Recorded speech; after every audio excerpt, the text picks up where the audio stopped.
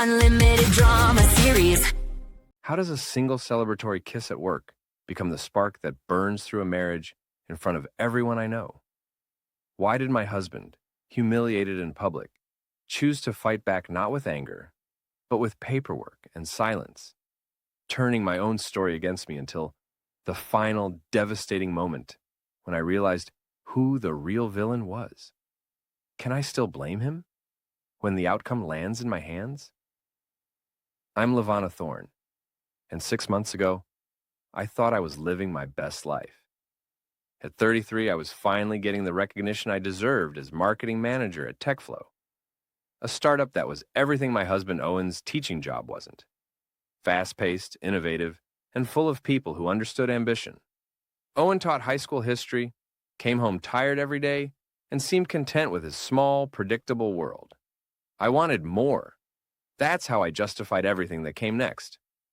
The stage lights were blinding as I stood next to Damian Keller, our charismatic CEO, accepting the Q3 Excellence Award. The entire company was watching from the open plan office below, phones raised to capture the moment. I'd worked 18-hour days for this recognition, and it felt like vindication for every time Owen had suggested I was pushing too hard. Lavana's campaign increased our client retention by 47%, Damian announced into the microphone, his hand warm on my lower back. She's the kind of innovative thinker that makes TechFlow unstoppable. The applause was intoxicating. This was what success felt like. Being seen, being celebrated, being valued for what I could achieve. When Damian turned to me with that brilliant smile and said, "Congratulations, superstar," before kissing my cheek, well, maybe it lingered a moment longer than professional, and maybe I leaned into it. But it was just celebration, right? The crowd went wild. Someone shouted, "Get it, Lavana," and I laughed, throwing my arms up in victory. The kiss, the applause, the recognition, it was everything I'd been working toward. I didn't notice Owen in the back of the crowd until later, when I was scrolling through the videos people had tagged me in. There he was, a gray figure in his teacher clothes, watching with an expression I couldn't quite read. When I got home that night, flushed with success and wine from the after-party, he was already in bed. "How was the award thing?" he asked without looking up from his book. "Amazing. Incredible. Did you see the videos? Everyone's talking about it." "I saw." His voice was flat. "Damian said I'm exactly what the company needs. He's hinting at a promotion." Owen nodded, still reading.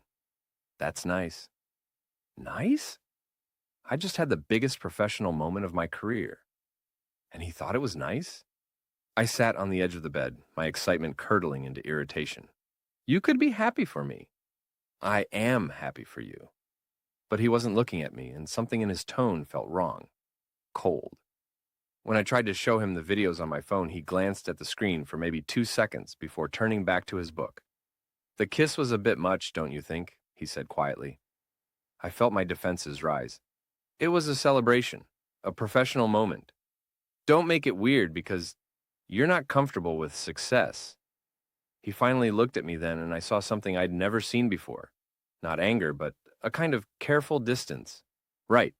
Success. The next morning, I posted my favorite clip on Instagram with the caption, "When you work this hard, celebration feels this good." Hashtag worth, it hashtag TechFlow family, hashtag women in tech. The likes poured in. Marina, my closest friend, commented, "Queen, Owen better step up or step aside." Dozens of colleagues and industry contacts chimed in with fire emojis and congratulations.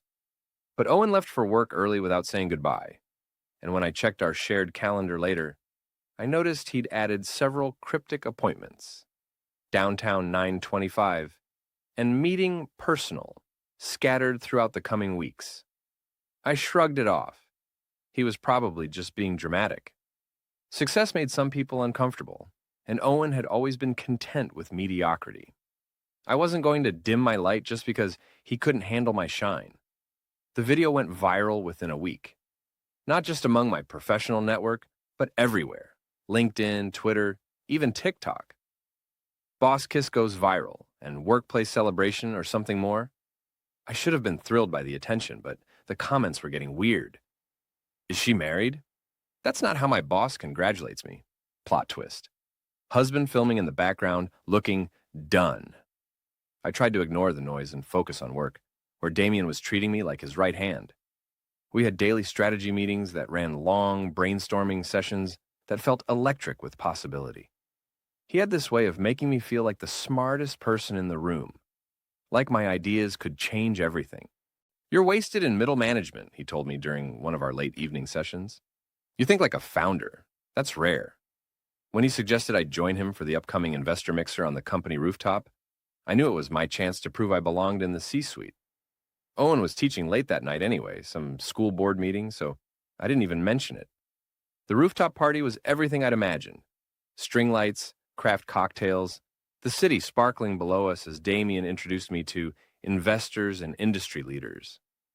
I was in my element, discussing market strategies and growth projections, feeling like I finally belonged somewhere that matched my ambitions. Levana's the secret weapon, Damien told a group of potential investors. She sees opportunities where others see obstacles. The wine was flowing, the conversation was brilliant, and when Damien pulled me aside to the edge of the rooftop, I thought he was going to tell me about the promotion. Instead, he cupped my face and kissed me. Really kissed me. Not a professional peck, but something deeper, hungrier. For a moment, I melted into it. The validation, the passion, the feeling of being wanted by someone who understood my drive. The flash of phone cameras brought me back to reality. The investors were watching, some amused, others uncomfortable. I pulled away, laughing nervously. Damien, we should... Should what? His eyes were bright with wine and something else. Stop pretending we don't have something special? I looked around at the faces watching us, some smirking, others already typing on their phones. This would be online within minutes. But instead of panic, I felt a strange thrill. Let them watch. Let them see that I was the kind of woman who inspired passion, who commanded attention. I was posting my own version, rooftop celebrations with the best team in tech. When I noticed Owen standing by the elevator bank inside the building, he must have finished his meeting early.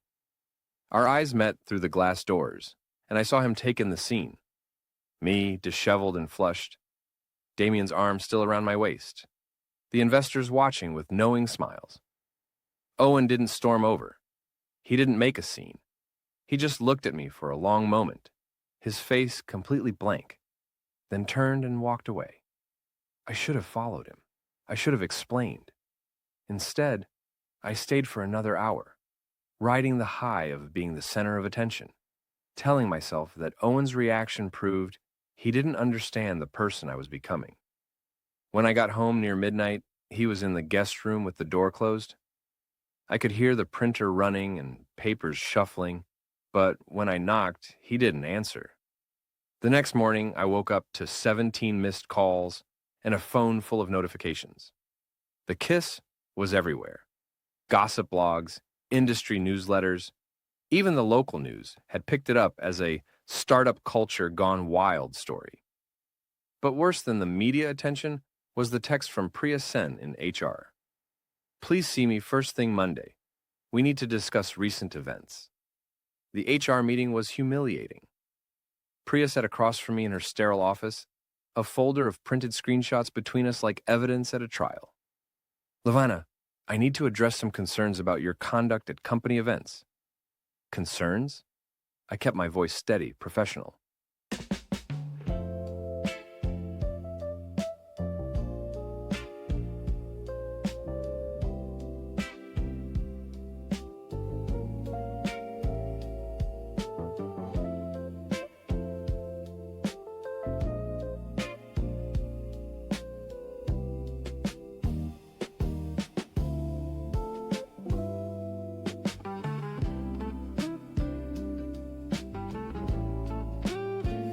I'm not sure what you mean.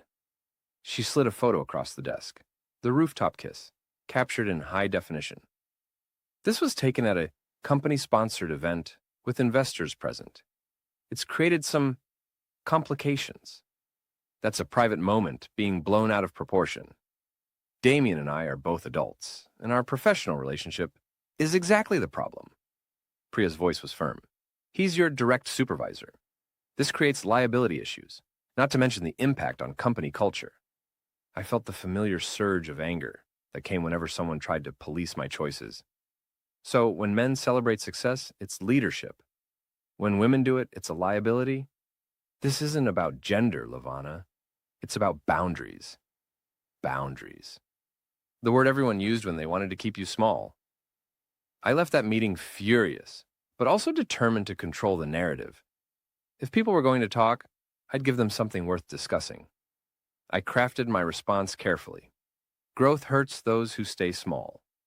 Not everyone can handle watching others rise. Hashtag unapologetically ambitious. Hashtag women supporting women. Marina loved it. Yes. Show them you won't be shamed for being powerful. My mother called that afternoon, her voice tight with worry. Lavana, honey, your Aunt Yolena saw the videos. She's very upset. Aunt Yolena needs to mind her own business. She's family, we all are. And Eva, she's been asking questions. Eva, my 7-year-old daughter, caught in the middle of something she couldn't understand. I'd been so focused on my professional life that I'd barely noticed how quiet she'd become. How she'd started drawing pictures of our family with Owen on the far side of the page, gray and distant. Eva's fine. This is just workplace drama, being blown up by people with nothing better to do. And Owen, how is he handling this? I glanced toward the guest room, where I could hear him on the phone, speaking in low, measured tones. He'd been sleeping there for 2 weeks now, claiming he didn't want to disturb my early morning calls with the West Coast team. But I suspected the real reason was that he couldn't stand to be close to me. Owen is being Owen, dramatic and insecure. But even as I said it, I felt a flicker of unease. Owen wasn't dramatic. He was the most measured person I knew, which made his current behavior, the late nights organizing files, the cryptic calendar appointments, the way he documented everything, somehow more unsettling than if he'd just yelled at me. That evening, I found him in the guest room, surrounded by labeled folders and USB drives, bank statements, utility bills, mortgage documents, all organized with the same methodical precision he brought to his lesson plans. What's all this? He looked up from his laptop, and I noticed dark circles under his eyes. Just getting organized. Organized for what? Some things just need proof. I laughed, but it came out forced. Proof of what? That you pay the electric bill on time? He didn't smile. Something like that. I tried to look over his shoulder at the screen, but he closed the laptop smoothly. Owen, you're being weird. Can we just talk about this like adults? About what? About whatever's bothering you, about the videos, about work, about why you're acting like I've committed some crime. He was quiet for so long, I thought he wouldn't answer. Then, when did you stop caring what I thought? The question caught me off guard. I do care? When did my feelings become insecurity? When did my concerns become drama? I felt cornered, attacked. When they started holding me back. When you started punishing me for succeeding. Is that what you think this is? Isn't it? He nodded slowly, like I'd confirmed something he'd suspected. You'll understand soon. That night, I lay awake listening to the printer hum in the guest room, papers shuffling, the quiet clicks of Owen's keyboard. Whatever he was preparing, it felt bigger than a marriage fight. It felt like something ending. The breaking point came at Ava's birthday party. We'd planned a small family gathering at my parents' house, just the core family, nothing fancy. But the tension was suffocating from the moment we arrived. Aunt Yolena pulled me aside in the kitchen, her face tight with disapproval. Lavana, what are you doing? I'm living my life, Aunt Yolena. I'm sorry if that makes you uncomfortable. This isn't about me being uncomfortable. It's about you embarrassing this family. Those videos, everyone's seen them. The neighbors, people at church, Ava's school. Ava's school? My stomach dropped. The teachers are talking. The other parents. That poor child doesn't understand why everyone's whispering about her mother. I glanced toward the living room where Eva was opening presents, Owen sitting beside her with that same careful distance he'd maintained for weeks. He was present, but not really there. going through the motions while his mind was somewhere else. People talk because they're jealous, because they've never had the courage to go after what they want. And what you want is worth destroying your marriage, your family. Before I could answer, Ava ran into the kitchen holding up a drawing. "Mommy, look what I made." It was a family portrait, but wrong in ways that made my chest tight. She'd drawn herself in the middle, me on one side with a big smile and arms reaching towards something off the page, and Owen on the far side, small and gray, with a sad face and arms folded. "That's beautiful, sweetheart." I was drunk. I didn't know what I was doing. Drunk? I have everything on video. Watch more on Grammarly.com. I managed. "Daddy's been sad," Eva said matter-of-factly. "He sleeps in the office now. Are you getting divorced like me as parents?" The kitchen went silent. Aunt Yolena's face softened with sympathy. Not for me, but for Eva, for Owen, for everyone except the person who'd caused this mess. "No, baby," I said, forcing brightness into my voice. "Daddy's just working on some projects. Everything's fine." But as I said it, I caught Owen's reflection in the kitchen window. He was watching us with an expression I'd never seen before. Not hurt or anger, but something colder, more final. That night I tried to talk to him. Really talk. Not just defend or deflect. "Owen, we need to figure this out. For Eva.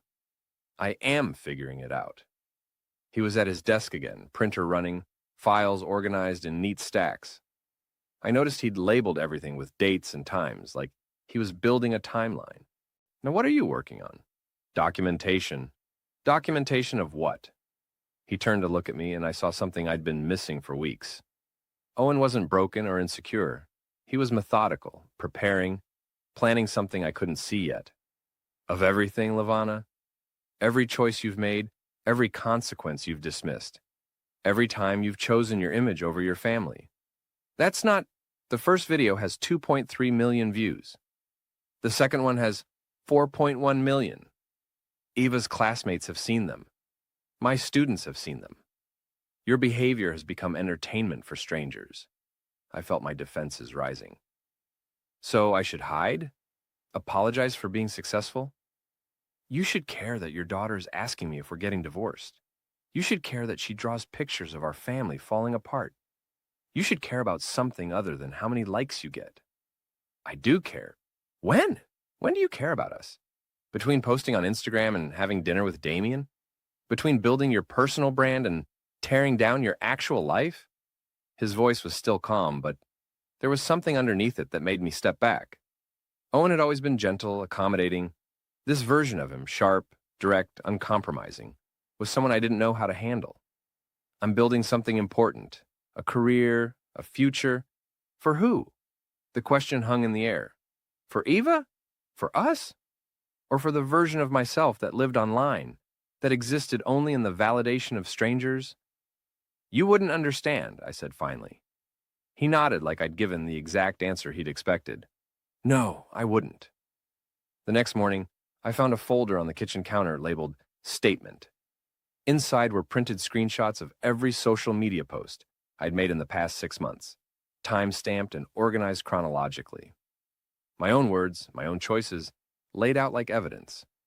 Owen was already gone. His calendar showed another downtown appointment, and this time I noticed the address. Hartwell and Associates, Family Law. I should have been terrified when I realized Owen was seeing a divorce lawyer. Instead, I felt a strange mixture of relief and defiance. If he wanted to make this a battle, I'd show him what I was capable of.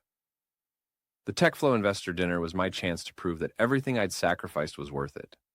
The company had landed 3 major clients since the viral videos, and Damien was finally ready to announce my promotion to VP of Strategic Development.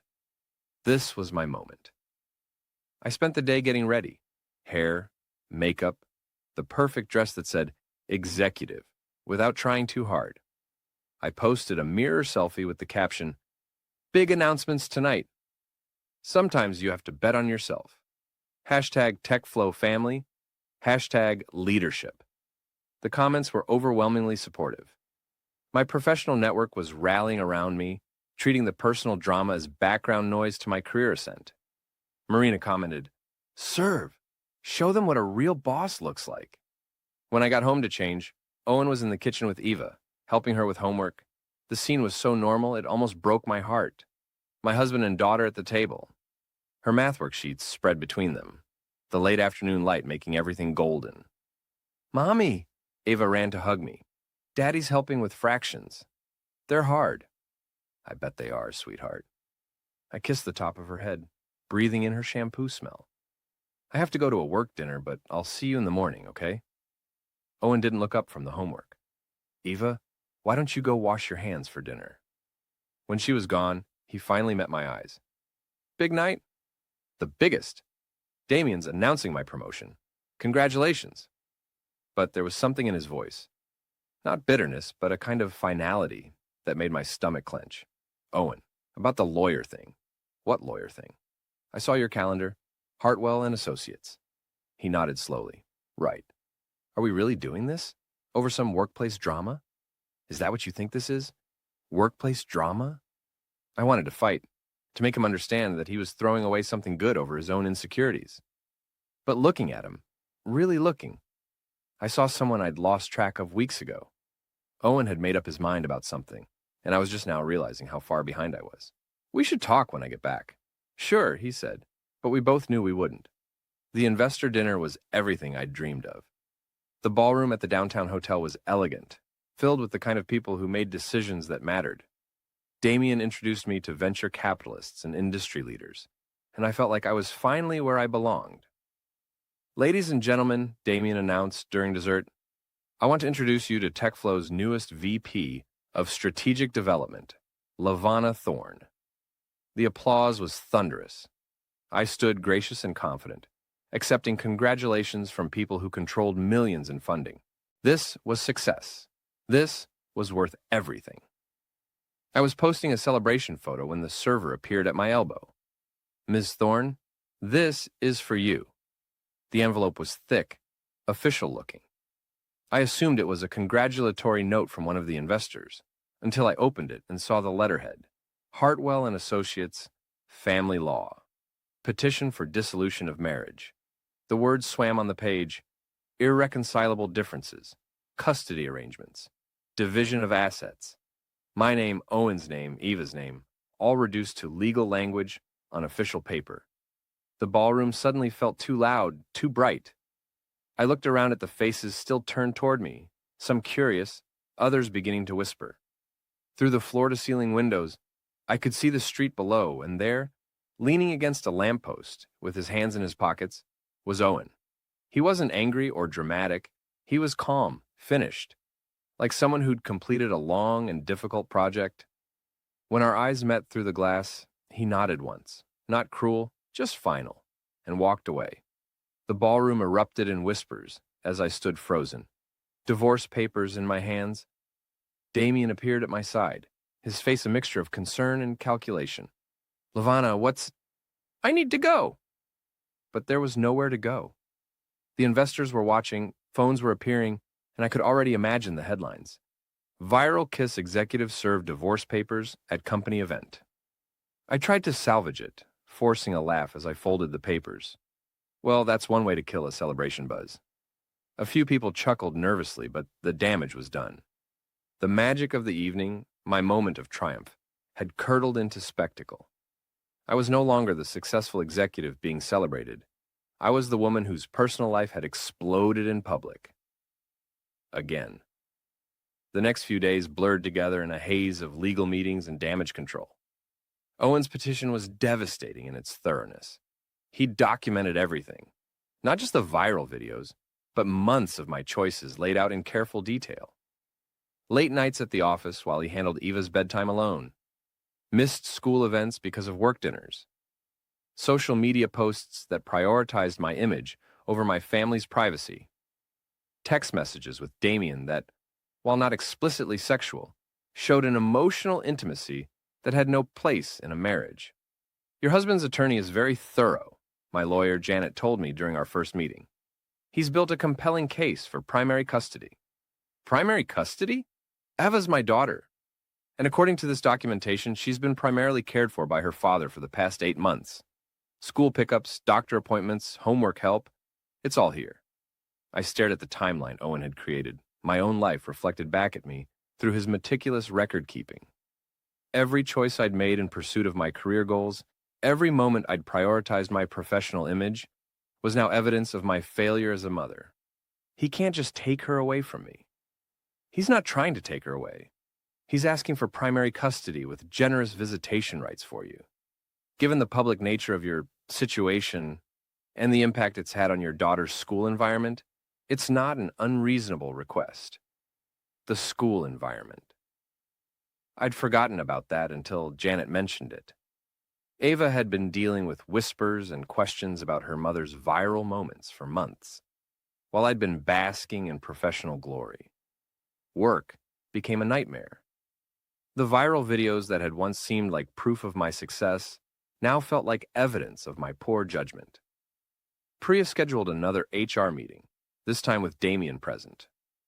Given recent developments, she said carefully, we think it would be best if you took some time off. Let things cool down. You're firing me after everything I've achieved for this company? We're offering you a generous severance package, Damien said, not meeting my eyes. The optics have become challenging. Challenging? I'd made them millions, brought in major clients, transformed their market position, and now I was challenging. This is because of the divorce papers. You're punishing me for being humiliated. We're protecting the company, Priya said.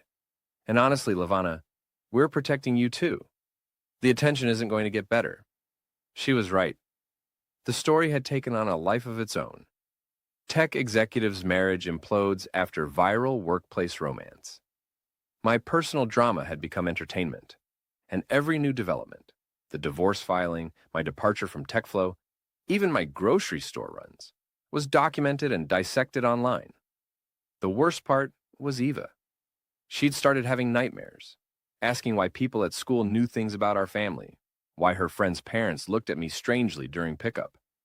"Mommy, are you famous?" she asked one evening as I helped her with homework, a responsibility I'd inherited by default now that Owen had moved out. "No, sweetheart. People just know about Mommy's work. Mia's mom said you kissed your boss, like in the movies." My heart clenched. Grown-up stuff is complicated, Eva. But it doesn't change how much I love you. I know, but I wish it wasn't on the internet. That night I sat in my empty apartment. Owen had taken only what he needed, leaving behind a space that felt hollowed out, and really looked at what I'd built.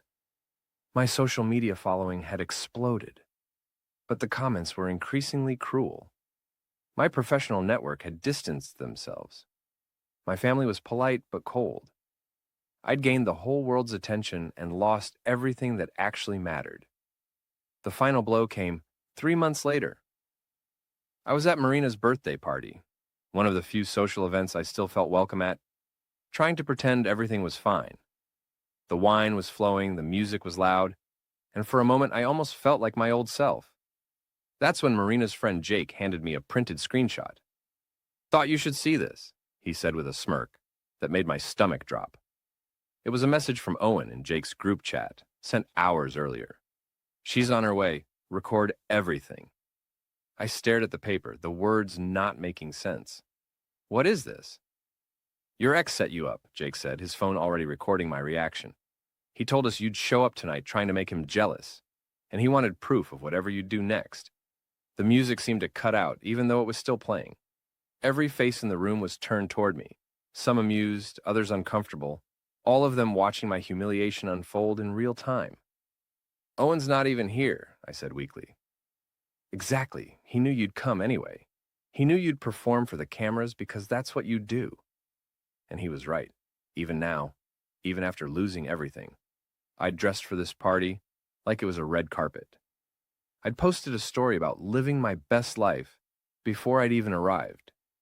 I'd walked into this room ready to prove I was thriving, never realizing I was walking into one final trap. Owen had played a longer game than I'd ever imagined. While I'd been collecting likes and building my personal brand, he'd been collecting evidence and building his case. While I'd been performing my success online, he'd been quietly, methodically, legally dismantling the life I'd taken for granted. I wasn't here to hurt him. I was here to be exposed, one last time, as exactly who I'd become. Someone who valued performance over truth, applause over love, viral moments over real life. Standing in that room full of strangers with cameras, holding proof of my own predictability, I finally understood what Owen had been trying to tell me for months. Some things just need proof, and now he had all the proof he'd ever need. The phones kept recording as I walked out, my heels clicking against the floor like a countdown.